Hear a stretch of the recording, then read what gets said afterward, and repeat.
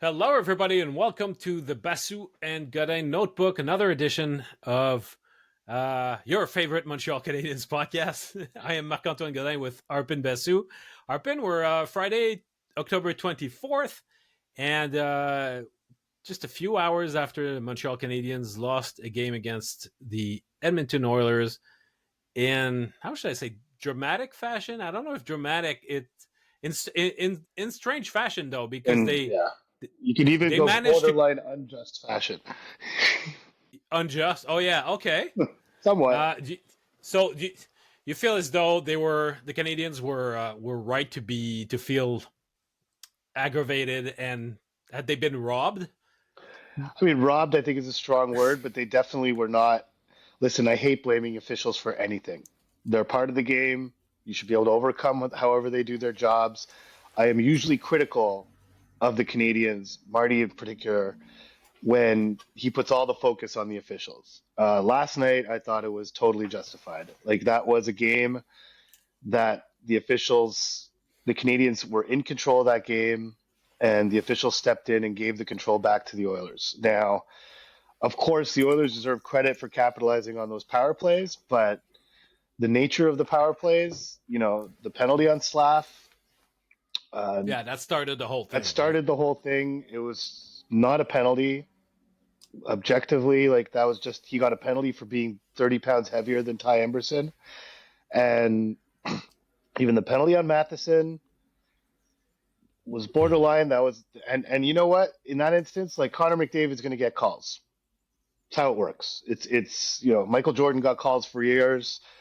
Sidney Crosby gets calls. Wayne Gretzky got calls. It happens. Okay, but that was borderline at best. And the Josh Anderson penalty was inexcusable. Like you can't do that. You can't do that coming off a goal that brought the Oilers to within one on a power play that was questionable at best. To give that penalty to Josh Anderson was flat out immature on the part of the officials. Like I just thought Hmm. you have to manage the game better than that, and that's unless it comes out that Josh Anderson said something so egregiously bad that they had no choice but to put him in the box. But even then, give him a 10. Like as Marty said after the game, you can give him a 10. The refs decided they were going to be a factor in the game, and they were. And I wouldn't be Yeah, surprised if a few members of the Canadians were getting fined at some point today. We're recording this at 12:30. Nothing has come out yet. But for Cole Caulfield to say kudos to them for winning the game and stuff like that, I mean that's pretty pointed comments. I think it was deserved. I will never. I remember last year during the playoffs, I wrote a whole column on how the Canadians have to stop whining about the officiating. This is playoff hockey, and that's how it is. Just deal with it. Last night, I think, was different. I think that was a justified reaction on their part. Marty had a good line that he did not repeat in English, but in French. You know, he said that as coaches, they strive He did to repeat it in improve and English. get better. He did He did, repeat it huh? in English. Okay. He did. Yeah, Absolutely. and then he says, I hope the league does the same." Yeah. No, he almost made a point of repeating it in English. Like that was, sometimes Marty's aware, when he's saying stuff like that in French, he knows it's probably not going to get as wide a reach as if Yeah, he says it in English. And that one, as coaches, we go through video, we try to get better as a group. I hope the league goes through the same process as coaches do. He said it in French and he made sure he said it in English. It was the last thing he said. And then you just heard Chantal, merci Martin. And that was the end of the avail. But he wanted to get his point across. I think he did that. I think it was fair. If you watched, I watched all of Chris Knobloch's post game avail, about 10 minutes worth. I read some quotes from Ryan Nugent Hopkins this morning. But the Chris Knobloch press conference, if you didn't know what the score in the game was, you would have thought the Oilers lost, 5-2. Like it was not a press conference where the coach was particularly happy with the way his team played. The media asking the questions kind of knew that was not. They were the second best team on the ice, and it was pretty indicative that the Oilers recognized they were given a bit of a gift, and they took it. They took advantage of it, and that's what you're supposed to do. It's not their fault. The officials did what they did. And they scored. They scored on those power plays, and so full credit as they do, as they as do. the Oilers Exactly. do. But that's what makes the work of the officials that much more egregious. Is you're giving a nuclear power play opportunities to get back into the game. So I thought that was the Canadiens' best game of the season. I really thought. Mm-hmm. The fact that they lost shouldn't make any difference in how they feel about themselves or how they should look at that as a serious building block. They played, and it's not like they were perfect. Like they shouldn't give up the winning goal. The winning goal was at even strength. Mike Matheson has him tied up. He should have him tied up. Doesn't. It's very similar to the goal Yarncroke scored on Jacky in Toronto on opening night, which I think is the second best game they played this season, and they also lost that one. But those goals shouldn't happen. But I thought, by and large, from beginning to end, that was a really, really solid effort by the Canadiens, and they were outdone by "quote unquote" lack of discipline and, frankly, poor goaltending. Yeah, we'll get to that in a minute. But what I liked about their effort is that they're fully aware now that their play slips in the second period. Yeah. And they made sure to mitigate that as much as possible against the Edmonton Oilers. The first few minutes were very dynamic. They did get into a lull at some point, but they managed to get out of it. There was first there was a very good Evans shift back when it was 3-1 Oilers, and then obviously the 3 consecutive goals that came and really brought them back in. So I thought it was a nice demonstration of resilience and say, okay, we're aware of our tendency, and tonight we're overcoming it.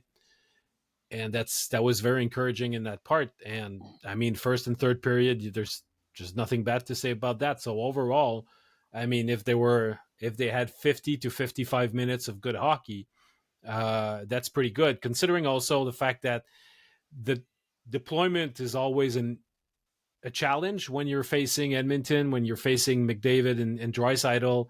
You're going to try to match certain lines. You're going to obviously hard matchups. Matheson versus McDavid. You're trying to limit the use of Arbor Jacky. I saw in the chat yesterday people were asking, why are the D pairings all that mixed up? Well, between Matheson trying to be hard matched to McDavid and Martin and Stéphane Robida trying to limit Jacky's usage, well, you had to mix and match a lot in order to make both things happen at once. And up front, I mean, both the Suzuki line and the Evans line were also deployed at strategic times. And for the large part, it worked. So as road games go, and considering the difficulty of the matchups and the fact you don't have the last change, I mean, the bench management was quite good in that game. So that's also a feather to their cap. Yeah, it was interesting to see. So basically what they did is they had Matheson on the ice against McDavid at all times or whenever possible, and you kind of had a rotation of Dobson and Carrier next to him. Carrier played more than 18 minutes at even strength or at 5-on-5 last night. I don't know what his total ice time wound up being. Actually, I do. I could just check it right here. Alexandre Carrier, 23:03. You look at McDavid's opponents. Matheson was on the ice for 11:46 at 5-on-5 against him, and frankly won the matchup. 13-12 in shot attempts. Oilers were up 6-5 on shots on goal, but 1-0 in goals for the Canadiens. 65.51 expected goals for. Pretty sound play. And Dobson and Carrier fared a bit worse against him, but it's just that the constant was Matheson, and this is what made that penalty so unfortunate. He had played so much at that point against McDavid, and that call was like, did he trip him? Maybe. I would call it incidental contact, but he played a really good game under very difficult circumstances. Again, as he does against McDavid. This is the third time we've seen him really step up with this match. Yeah. And did a great job of it. But that the desire to kind of rotate Dobson and Carey next to him, obviously messed up all the other pairings somewhat. And so it's what you have to do on the road against the Oilers. It's very difficult. It's a big challenge for the coaching staff. And yeah, I agree with you. I think they did a good job of it. Carrier played pretty well under difficult circumstances. The pass Dobson made to Caulfield on his incredible little tuck-in goal was great. Yes. And so it's, I think the way the defense is right now with Gouli out, we're going to see other nights where those three guys are deployed in similar fashion. I would imagine in Colorado that might be the case, or whenever they're facing sort of a high octane group of five players, I would think that's how we're going to see the defense deployed in those instances. And I think it's also a testament to the Canadiens' depth in the blue line, wherein you can use Carrier was definitely a top four defenseman last season. Mm-hmm. And he's still defensively a top four defenseman caliber this year, and he didn't have to be while Gouli was healthy. But now in strategic moments, you can, and depending on the score, the time of the game, etc., and the matchups, you can insert him here and there, and it's a nice luxury to have. So yeah. it might not be necessarily the game plan from puck drop, but considering how effective all those matchups were, I'm surprised that Knobloch didn't separate McDavid and Draisaitl earlier, because they really had to contain that one line, and they did pretty well.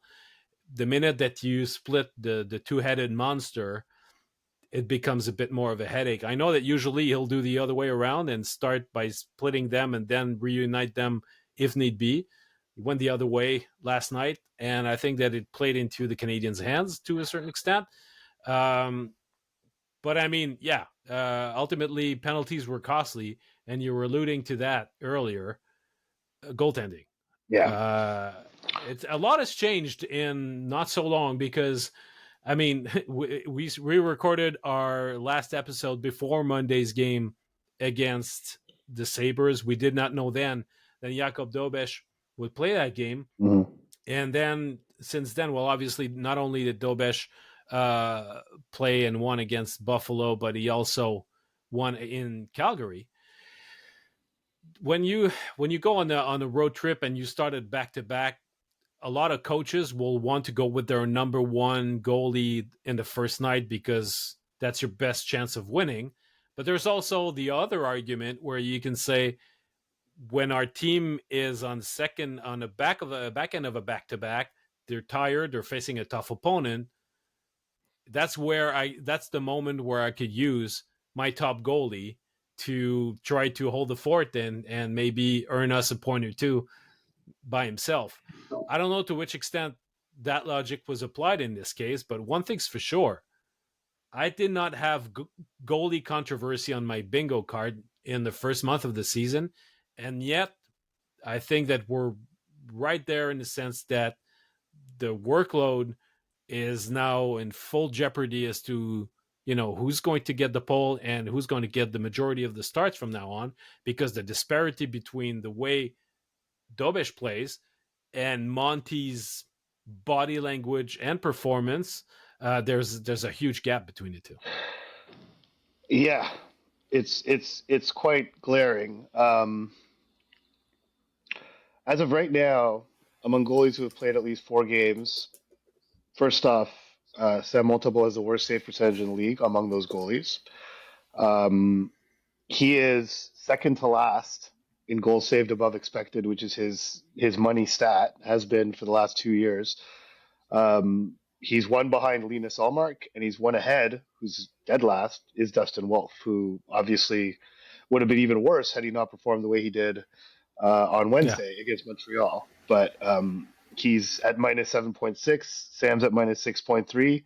Second in the league, Jakob Dobes, plus 7.8. Only behind Spencer Knight of the Chicago Blackhawks, and 0.1 ahead of Connor Hellebuck, both of whom have played 2 more games than Jakob Dobes. And so, and fourth is Thatcher Demko, who the Canadiens should see tomorrow.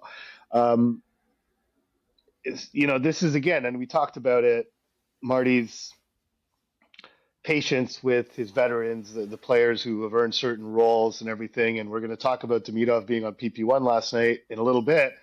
But those were the two kind of things that we were talking about. But, when you talk about goalie usage and the back to back, last year, what made Dobes' performance so remarkable is Montembeault would have gotten that game in Calgary, and he would have just thrown Dobes to the Wolves in the second game.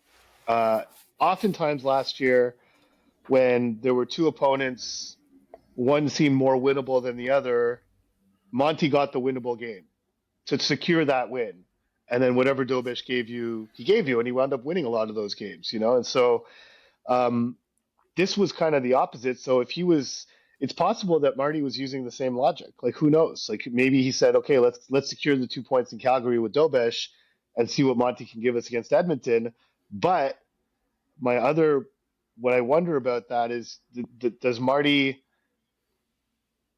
leave for that road trip looking at Edmonton and not looking at Edmonton as a game that we necessarily don't have a chance of winning? Like let's put our best goalie against them and let Dobes. Like I don't know what the logic was. I don't know if his logic has changed. Like last year, the way he handled things, it would be more telling that Dobes got the easier game, or the game where the Canadiens were fresh. Forget the opponent, but the fresh game. Um, I wonder if he used that or if he used the logic like let's go with our best guy against the better team, and do it that way. But either way, right now their best guy is not their best guy at all. Their best guy is Dobes, and it's glaringly obvious. And so they're gonna have to do something. And I would be pretty surprised if Montembeault played in Vancouver on Saturday. I'd be shocked, actually.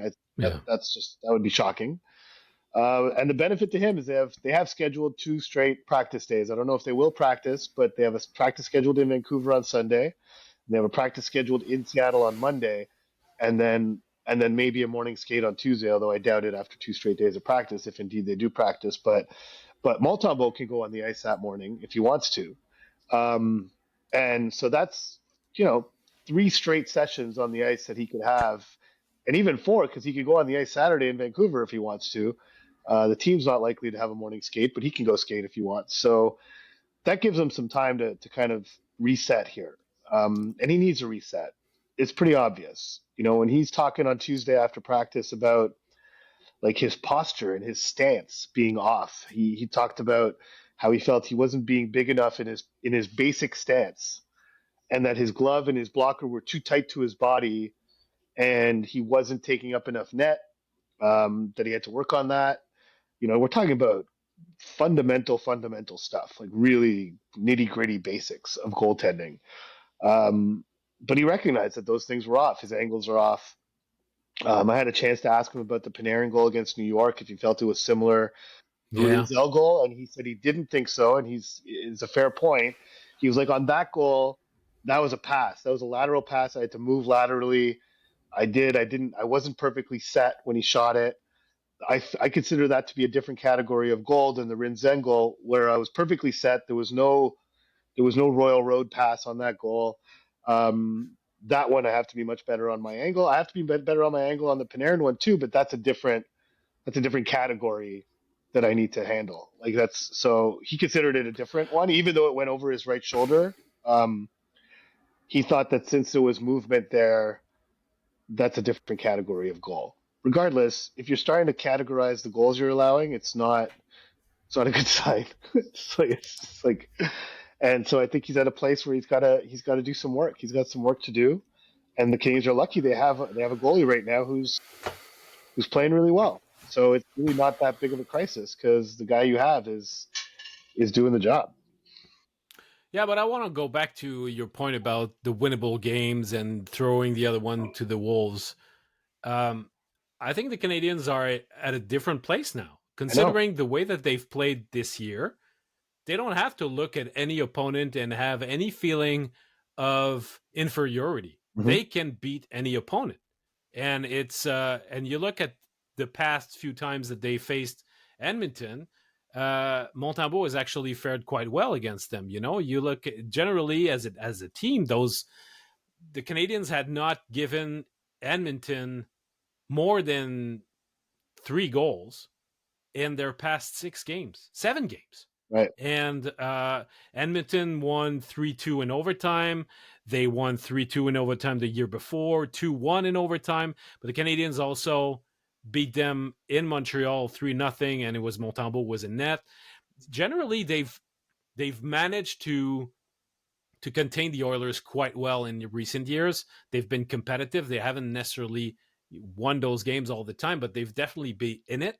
Mm-hmm. And Montembeault has been good. And there's also sometimes it's also just we've got good memories of this goalie playing here. Like last year, Dobes played great in Calgary, so he goes back to Calgary, and it's funny because after that game against the Flames, Dobes said, "Well, last year I felt as though I should have won, and Wolf got the win. Right. So tonight, if he feels as though he got the win, well, we're even now." Right. So, yeah. so maybe that there's these things influence coaches too. Say, okay, well, we know he did well here. Let's keep with something that looked like a winning recipe. But right now, I mean, when I asked Martin before they left for the trip about splitting the workload amongst his goalies, he didn't really bite into the argument that the points were more important now and the urgency to rack up points compared to previous years. I don't know if he was completely truthful about He's that. never I think going to say that publicly. No, but I think he got more an exception to the fact that points were not important before. Right. I think in his mind they were, but the truth is they are more important now, more than ever. Mm-hmm. And the beginning of the season, the importance to rack up points, to start on a good foot compared to last year, all that stuff, we've been through it. But there's this urgency that I think he wants to keep his whole team on also involves the goalies. And it'll be interesting to see, and they know their guys, they deal with them on a daily basis. I suppose that both he and Éric Raymond knows which buttons to push, but it'll be interesting to see if in times of adversity, is Sam Montembeault the sort of guy that you sort of leave alone and not put additional pressure because he would like to have some breathing room and figure things out on his own? Or is he the sort of a guy who needs to be put in a competitive situations in order to extract the best out of him? We don't know that yet because he has not really been in that situation before, but now he's got like a true contender next to him who's playing much better than him. So for the best of the team, yeah, I'm with you. I think that Dobes should play against Vancouver, and they'll take it from there. But it's the same team in front of those two goalies, and the results are so widely different. I wonder, right now when you look at Montembeault in front of his net, he doesn't inspire a great deal of confidence. No. So just in terms of the pattern that we saw last year, just to get specific on it, as you'll recall, Dobes was called up coming out of the holiday break, heading on that road trip from hell, and he got the first start against Florida. The Keys played the next day against Tampa. Sam started that game. They won both games. Obviously, Dobes got a shutout in Florida. But then after that, they had a back-to-back in Chicago and Colorado. Sam got Chicago. Dobes got Colorado, in Colorado. They had another situation on the trip to California. They had a back-to-back in San Jose and in LA. Sam got the game in San Jose. Dobes got the game in LA. There were a couple other situations. Sam got the game in Vancouver on March 11th. Dobes got Seattle on March 12th. He often went with Sam, aside from that first Dobes start, which honestly was coming off the holiday break and is a bit of a unique situation, but Sam usually played behind the fresh team, and Dobes usually played behind the tired team. I don't know what that says about it, but it repeated itself on numerous occasions. There were some exceptions. I think Dobes started against Philly on March 27th. Sam got the game against Carolina the next night, which was a better opponent. But actually, That's probably the most similar to this situation as we saw was the March 27th game in Philly. Uh, Dobes gets the start, gives up 6, they lose. The next night in Carolina, Sam gets the start, gives up 3, they also lose. But that was, I guess a similar sort of situation at play where you had a weaker opponent the first night, a stronger opponent the second night.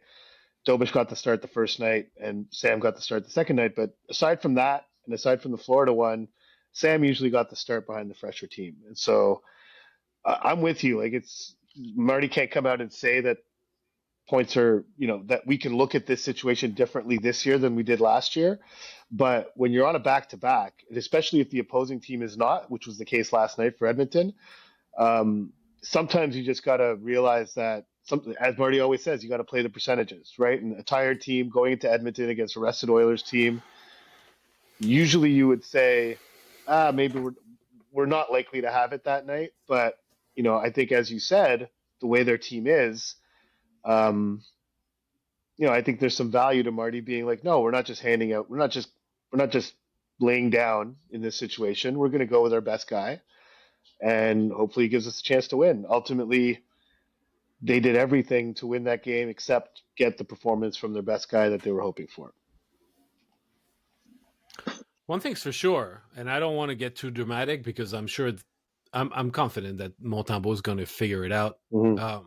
But they need, in order to have a successful season, they'll need him to bounce back quicker than not, because you cannot rely on a guy who's the second year in the league to carry the team.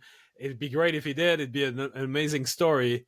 But I think the Canadians, the whole structure in their goalie depth is strong if Montembeault is strong, because then everybody falls in order and you have from one to 4, you're set. Everybody's at their place. If Montembeault isn't quite up to the level, you start asking more of Dobes.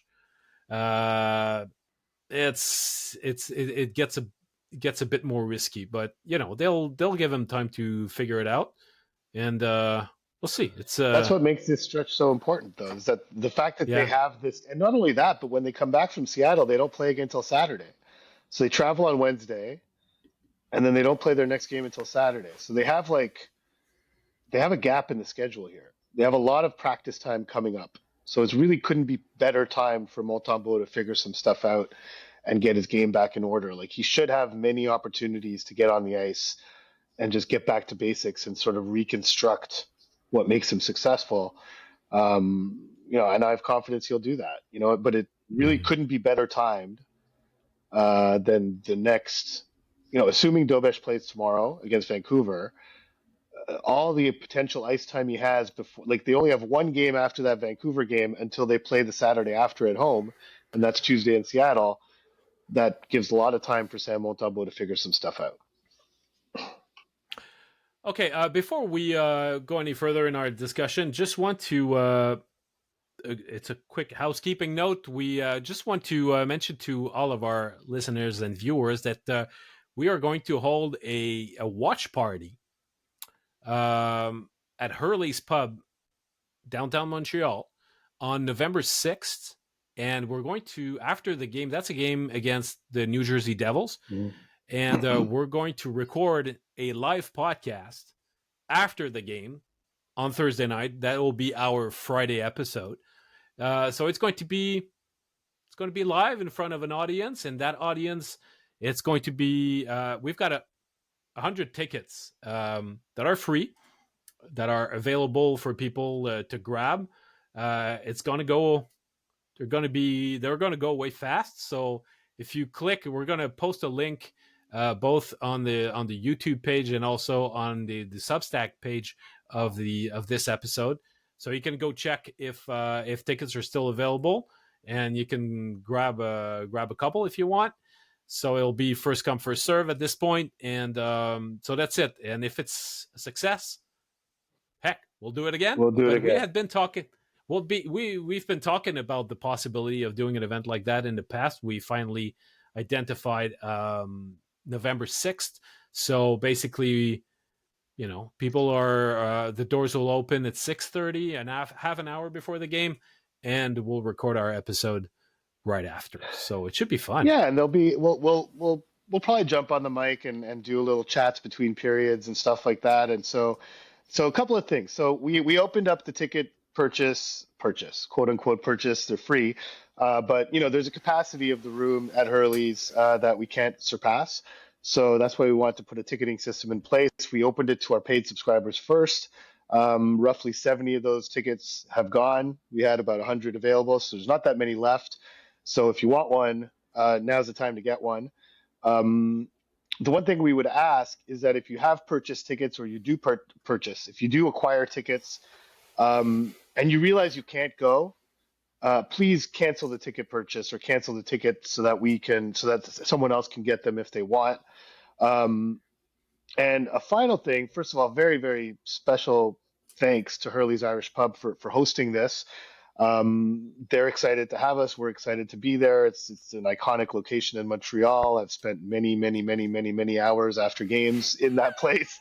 But if you don't get a ticket and you're around on Thursday evening and you want to watch the game, you can drop by and see if you can still get in. It really is going to be up to them to manage how many people come in and out. We just want to put a ticketing system in place so that for a certain window, let's say from 6:30 to 7, only ticketed people get in, and then they can judge who's coming in, who's coming out. That's going to be up to them. They're gracious enough to offer the space. They're doing so because obviously these people will bring them business, and so it's going to be up to them to decide. So you can take a chance. If you don't have a ticket, you can take a chance and see. And I think there's going to be an alternate space to watch the game elsewhere in the bar. If you can't get into the rec room, which has 7 TV screens and it's got full bar service, and it's a great room. It's fun. It's a fun room to watch a game in. And then after, we're going to do the live pod, and we're going to have, exceptionally for a Friday episode, we're going to have a Q&A, so you can ask mailbag questions live in person on the microphone that we'll answer at the end of the episode. The episode, there has been some confusion. This episode will be our pod on Friday. So if you can't come, you will have this episode in your feed on Friday morning or at some point on Friday. So you will be able to hear and see the recording either on YouTube or in your podcast, whatever podcast application you use. On that note, let's move to a certain number 93. Who made little fireworks in Calgary. And honestly, Ivan Demidov's line with Alex Newhook and Oliver Kapanen, which looked like at the beginning like a bit of a mishmash, or it's too harsh to say a Hail Mary, but it was, they were hoping they would work among the remaining forwards, right? It really provided the Canadians with a surprisingly reliable line that seems to be getting better every game. They have not necessarily spent a whole lot of time in their own end. I mean, sometimes there's been games where they did, but their reliability level seems to increase with every game. We've mentioned in the past how Martin St. Louis has been praising Oliver Kapanen and seems to be really fond of this player's style of play and his level of maturity in his play and the computer and all that stuff. Mm-hmm. But I'm also pleasantly surprised by how Alex Newhook has reacted being put on that line and in that position where he's the center half the time.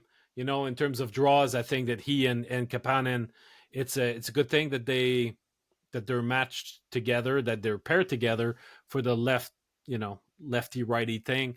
But in terms of styles also, it's complementary.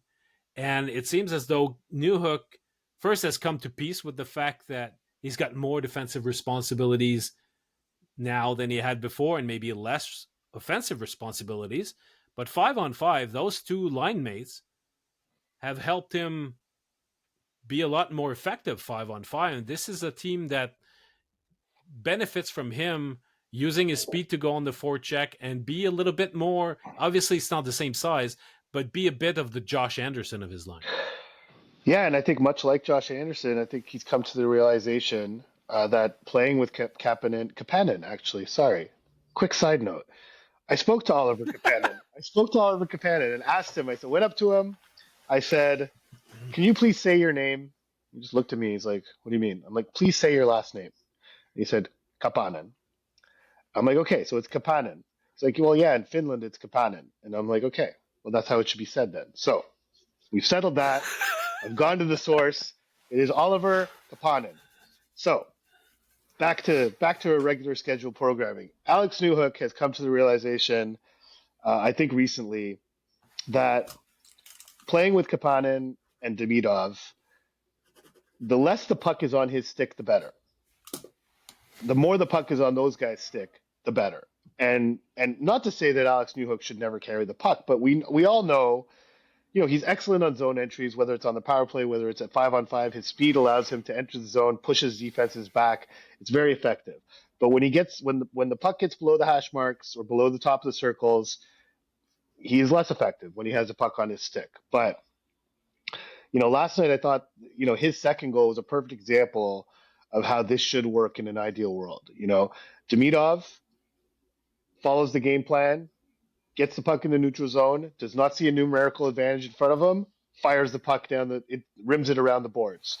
Alex Newhook goes and gets it, works with it a little bit, gets it back to eventually Jaden Struble, and then goes and gets lost in the zone. Struble rims it around the boards, goes to the back of the net, and Newhook has found a way to enter into a dangerous area for Kapanen to find him, and a beautiful backhand saucer pass to Newhook in front, goal. The only times Newhook touched the puck on that possession was to collect the rim, so on the forecheck. Then he gave it up, and then he went away, and he got lost. He wound up reappearing at the perfect opportunity for Kapanen to find him. I know I'm going to struggle with this. It's so confusing. Yeah, but anyhow, you're overthinking it. I know, but point being that I think their numbers as a line right now. Like we talked about how their underlying numbers were very, after 5 games or so, were very bad. They're still not great after 9 games, but they're climbing. All these numbers were in the 30s the last time we addressed this. They're now at 41.6% in terms of shot attempts. They're at 41.18% in terms of shots on goal. They're at 45.42% in terms of expected goals, which that was verging on the 20s back when we talked about it a while ago. So, but more importantly, they're up 6-4 in goals for and goals against at 5-on-5. They're up 12-9 in terms of high danger chances for and high danger chances against, which is a 57.14%. That's excellent. And they're up 5-2 in terms of high danger goals for and high danger goals against. Now, their shooting percentage is at an unsustainable 21.43%. That's going to go down at some point. But for now, some of the other underlying numbers are starting to climb. And you can see it with your eyes when you watch them. They spend more time in the offensive zone. They're not running after the puck as much in the defensive zone. They're effective forechecking through the neutral zone. Their speed pops on many occasions, and frankly, Demidov and Kapanen are only going to improve in terms of, Kapanen's game without the puck is already strong. You already mentioned how many times Marty has talked about it, but Demidov's is improving with each passing day. But their play with the puck is only going to improve, and I think a lot of people looked at Demidov's ice time last night, or some people did. I think it was at 13 minutes, if I'm not mistaken. Am I wrong on that? No, it was actually at 12. It was 12 minutes against the Oilers last night. 12:06. Yeah. Kapanen was at 13 minutes, and Newhook was at 13:32.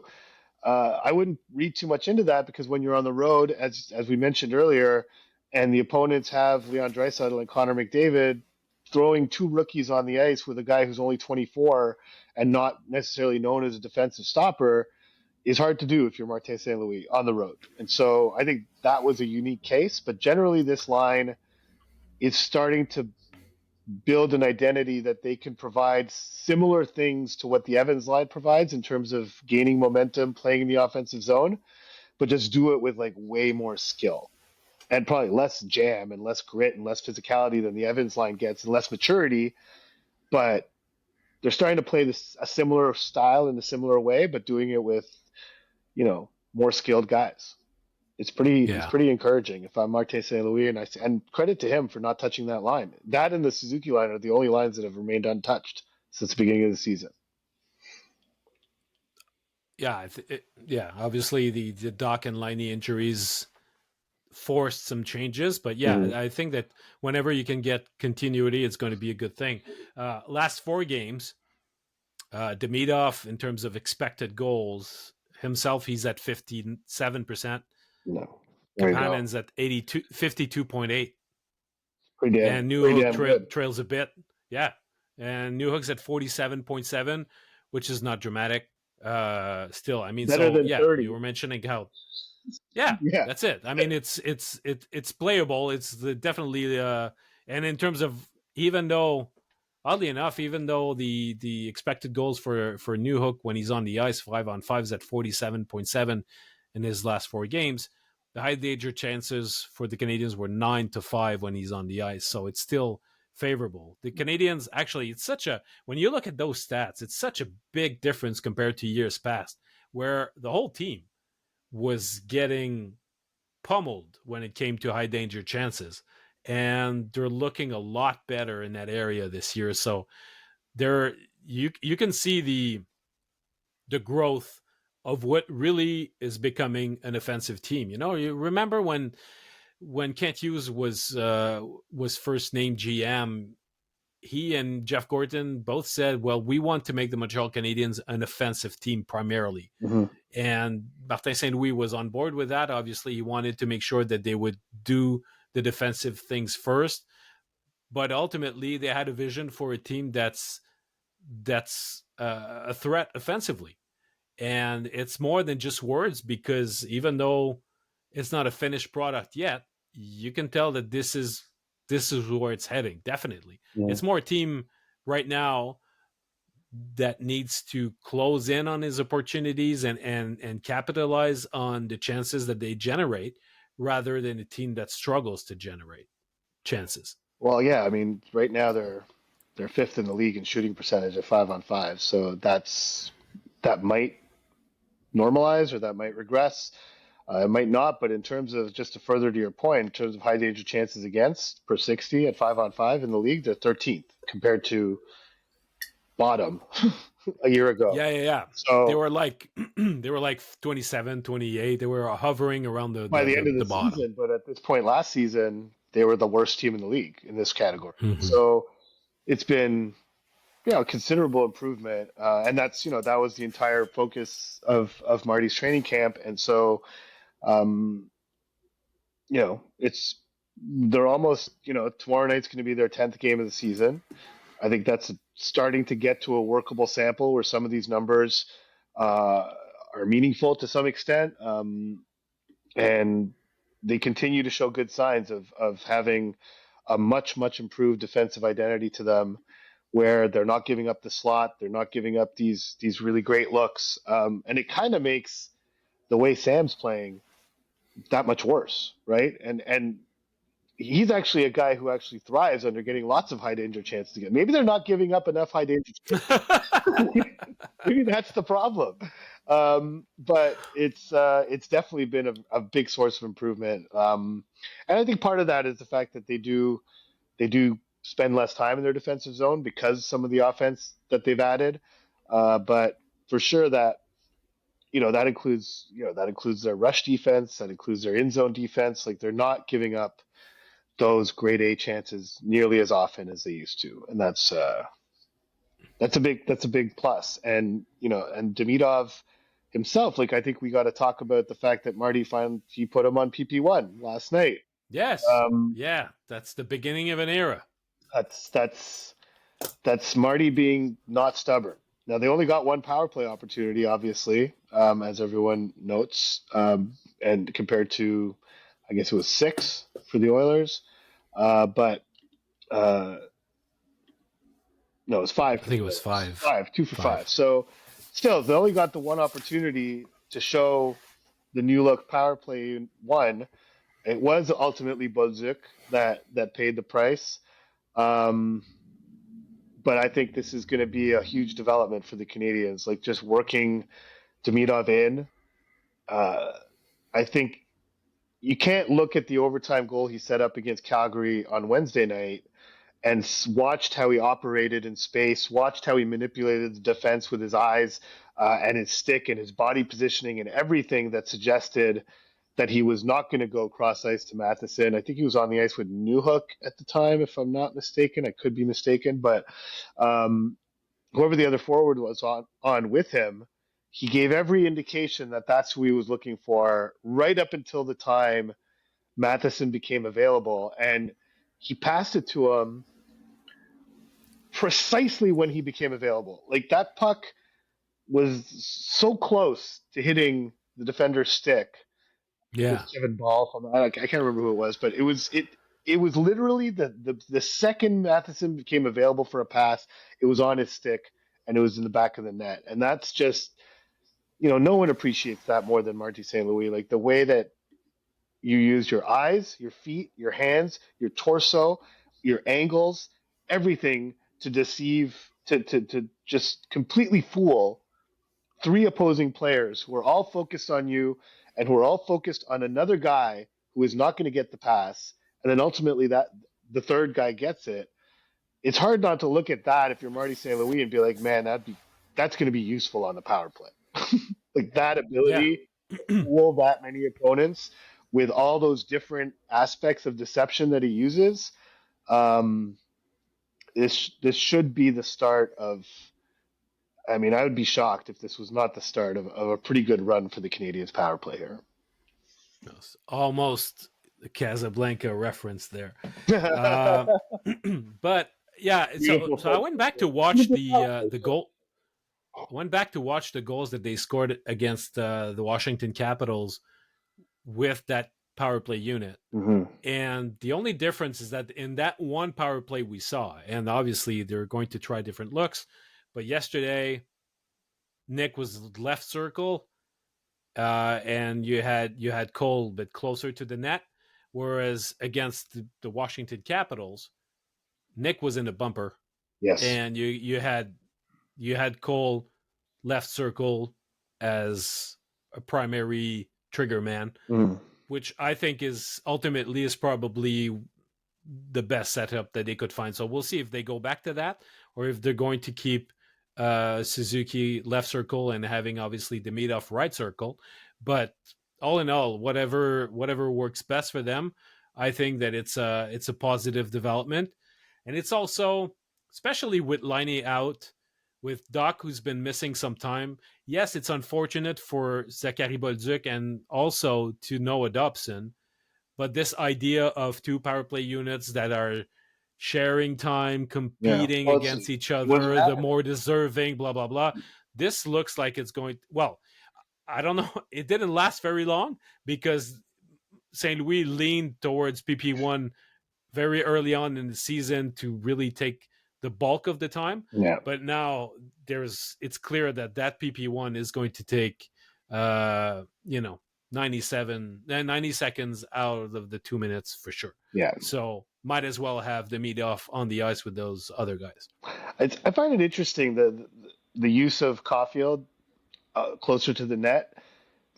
The, Marty seems to be he really values that back post play, that jam play on the back post, and I think it's less doing that play than the threat of that play that he likes, and that it feels it stretches the defense a little bit and opens up stuff higher up in the ice. Like if you don't have anyone there, like they have to account for that play. And I get the impression that it's more that than actually wanting to execute that play. When Slaf or Demidov get the puck down low on that right side of the ice, that cross over to the back post is something they're going to look for. But if it forces the defense to shift really far low and Suzuki's in the bumper, or Suzuki floats into the bumper or what have you, that floats into the space that kind of gets freed by everyone sort of compensating to try and break off that back post play. I think that's why Caulfield's in that position, because I agree. I would rather have him in the left circle firing one-timers. And, Demidov setting Caulfield up for those one-timers would probably be great. I would want to encourage that. But I think that's the thinking behind this. I don't know for a fact. I haven't asked Marty about it. I'm going to Vancouver today, and maybe I'll ask him at some point on this trip. But I get the impression that that's what's going on there, because they had the same type of person. They had Brendan Gallagher on that back post, and he's not as skilled as Cole Caulfield, but he's good at that. He's able to jam a puck home from 2 inches outside the net pretty well. So I think that's what he's trying to recreate with putting Caulfield there. It's an interesting thing, because I think with Demidov's deception that we just talked about, he can easily look that pass off and send it somewhere else to a guy who becomes wide open, because all the defenders are reading Demidov's eyes and his eyes are fixed on Caulfield at the back post, and then someone somewhere else, probably Suzuki, will be open as a result, because that deception is just so deceiving. Like it's so easy to buy into what Demidov is trying to sell you, because he does everything. He's very, very, very good at getting people to believe he's going to do something that he's ultimately not going to do. Yeah. But the reason why I like Caulfield in that left circle is not just for the one-timer option. It's also the fact that Caulfield can score from that spot without it being a one-timer. Sometimes the PK formations will close the opportunity for a shot if you don't one-time it, but he doesn't seem to matter. He'll use the opponent as a screen, and even if he takes half a second just to aim and identify where he can shoot it, his shot is so precise that a lot of his goals are actually not one-timers. Yeah. So I think that if he was limited to being a one-timer threat, it'd be one thing, but he's so much more than that as a shooter, that the variety of his threats to me is, when you use him almost as a decoy next to the post, I feel like it's wasted a little bit. I don't disagree, but if you want a right shot at that post, it's him or Nick. Yeah. And so, and it's not, he doesn't have to be glued to that spot, like I'm just trying to understand the thinking. Like, I don't necessarily agree with it. I'm just trying to explain why that is. Like, that's what I think. I haven't asked Marty about it, but I get the impression that having a threat there, a legitimate threat at that spot in the ice, is viewed as being crucial to opening up other threats elsewhere. And so I don't disagree with you. I do think that's a bit of a waste of Caulfield and not optimizing what he does. But if having that threat there optimizes Demidov's ability to set up plays, it might be a sacrifice that you just kind of have to make. And frankly, if that pass does get to Caulfield, who better to have there and to jam it home than him? I mean, he's going to be able to execute that. So I think it's further to the power play one issue, is that the debate was who comes out, Bodzik or Slaf. It turns out to be Bodzik, because I think another thing that St. Louis recognizes in Slafkovsky, and I thought it was a great example of it last night, he winds up with no points, one shot on goal, no hits somehow.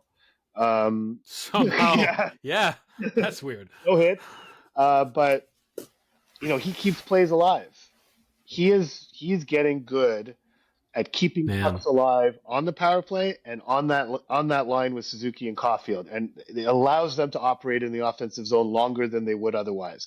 And I really think if you took him off that unit, that would be a big loss. And if you took him off that top line, that would be a big loss. And he is just getting a growing understanding of how critical he is he's like the oil for that machine.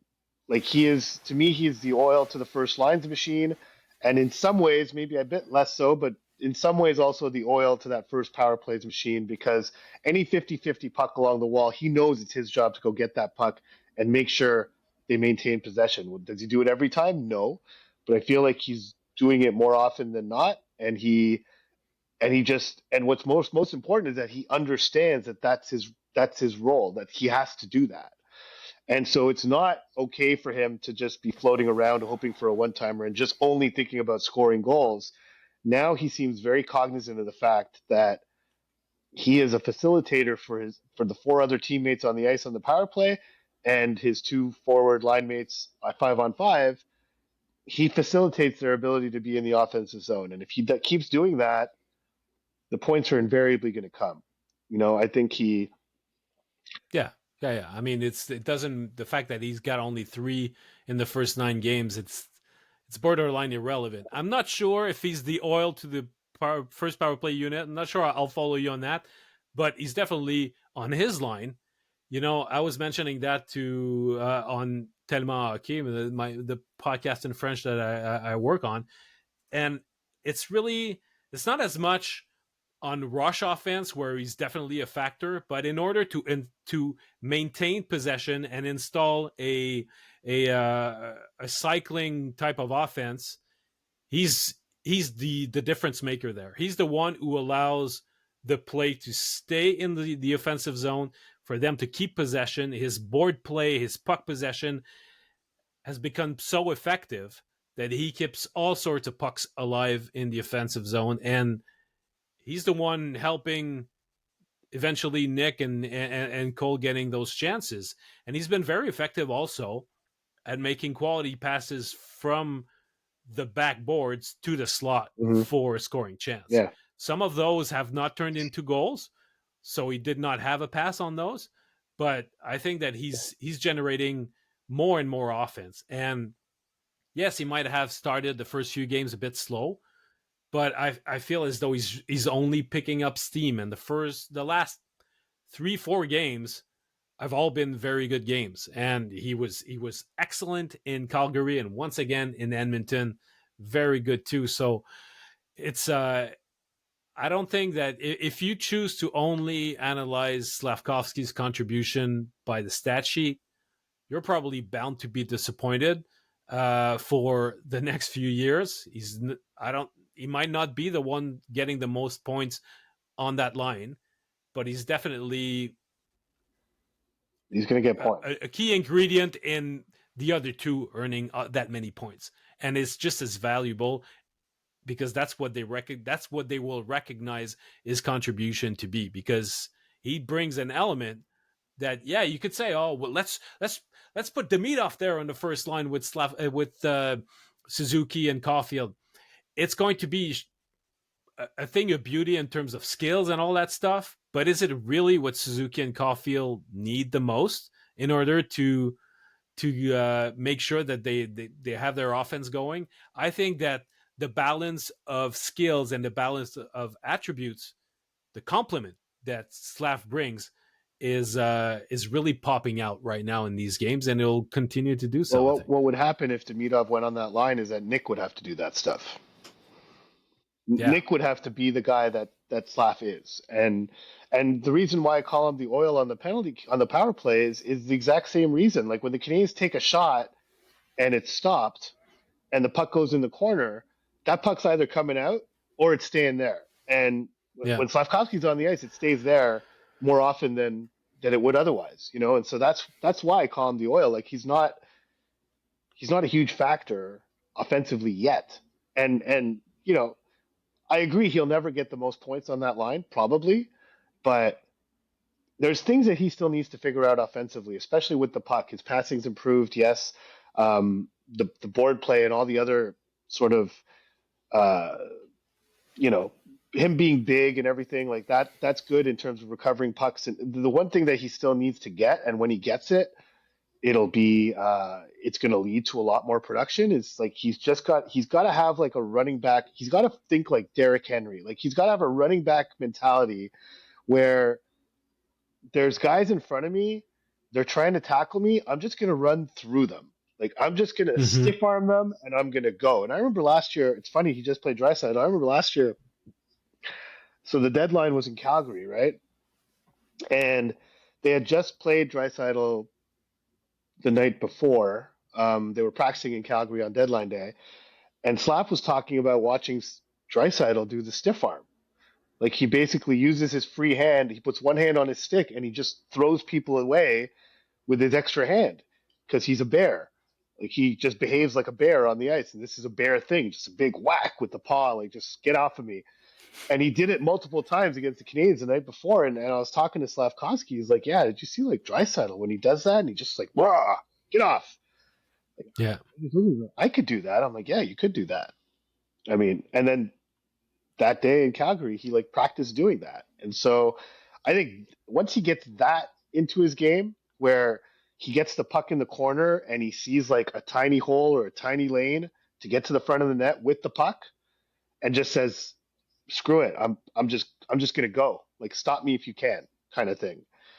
That's gonna be when he reaches sort of peak usefulness on that line, because that's going to create tons of opportunities for his line mates, because there's going to be just chaos in front of the net with pucks popping free and everything, or he's just going to score.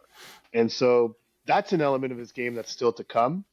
But the other element, the fact the other elements have shown clear improvement, um, already makes him an incredibly valuable part of that line. But when that element adds to it, that line's going to be borderline unstoppable. Yeah. The comparison with Draisaitl for that specific play is interesting, but the era of Slav using other players as examples for how we should play, that era is over. I think that Well, he 1 doesn't years want old. to he doesn't want to do that Well, he anymore. doesn't The other want day to. he said, "I want to play like me," Yes, and and I like that but line. he should. But playing like him should include that mentality of just like Sure, playing through people. He doesn't have to do it the way Draisaitl does, but generally, when I talked to Caulfield about him during training camp, like that's something he said like 3 times in the span of like 6 sentences. Play through guys. As soon as he learns to play through guys, he's going to take that next step, and that's something that Cole can't do. Like he has to play around guys. If he could, he would, but he can't. Slafkovsky can, and so whichever way he does it, whether it's using the bear paw stiff arm by Draisaitl or figures out his own way of doing it, he needs to play through more people and carry the puck through people to dangerous areas of the ice. And when he does that, that's going to be that'll be like peak Slafkovsky. That'll be, you will know that he has arrived. The version that the Canadians thought they were drafting has arrived when he starts doing stuff like that on a more regular basis. and and he might not be playing the best hockey we've ever seen from him right now, but remember the whole narrative about him starting slow and how much time it takes him to get going. Well, I'll take that version, that October version of Slafkovsky over the previous years, no doubt about it. He's miles ahead in that sense. He wanted to start the season on time and be impactful right from the beginning of the season. I think it's mission accomplished. I know that some fans disagree with me on that, but I like what I Because see the from him so production's far. not there. It's easy to look at his production and be like, where is this guy? When is he ever going to arrive? What a bust. Or Yeah, whatever you're going to think when you think like 3 goals in 9 games. It's That's fair to some extent. You want production, but you got to look at what leads to production. And ensuring that your line plays in the offensive zone more often is one thing that's going to lead to production for him. And I think he has. This was a funny little bit. What game was that? I guess it was Monday night probably. And I go up to him and I was like, the other day, Marty, I asked him a question about you, and he really talked about how well your defensive game is going. And I asked him after, I was like, do you think Slav knows that? Like, do you think he's able to see that ahead of the goals and assists?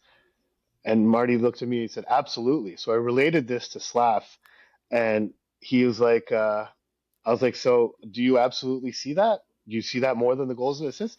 His answer was, yeah, I'm trying. I'm trying really hard.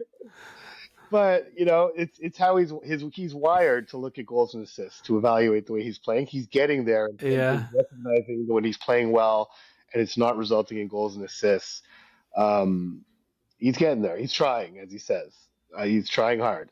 So I would, yeah, I would say, try a little harder. Like he should be very happy with how he's playing right now, I think. But there's still more. There's still more to come. There's no doubt. There's more to come, and he will at some point need to put up goals and assists on that line to justify his presence there. He can't just be the line's mucker, like the line's skilled muck and grinder. Um, he's gonna have to put up some numbers, but he's doing everything that should eventually lead to that, I would think. And as it stands, the line as a whole is elite when you compare it to the other leagues, the other first lines in the league. So Yeah, there's no point in messing with that. I mean, you look at every metrics unimaginable, they're right up there. They're a top five first line in the league since the beginning of the season. So he's also tied. and I think that He's they're also the tied for ones. fourth on the team in goals. Sorry, can you say that I again? think he's tied for fourth on the team in goals, if I'm not mistaken. Oh, with 3, yeah. Yeah. So it's not all bad. No, not all bad. Okay, buddy. So let's wrap it up. Thank you so much, everybody, for listening to our podcast. If you listen to us on Apple, you can give us a 5-star rating or drop a comment.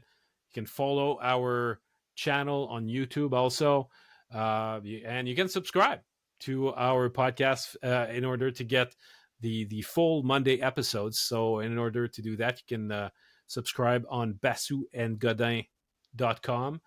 That's our Substack page. So that's it. You can do like hundreds and hundreds of people who've done that so far. So thank you, everybody, for your support. Yes. And Don't forget we'll be November back on 6th. Monday. Don't forget November 6th. No. Go click on the link. Check it out. Yeah. Oh, we'll remind everybody. Yeah. All right. Take care. Bye-bye.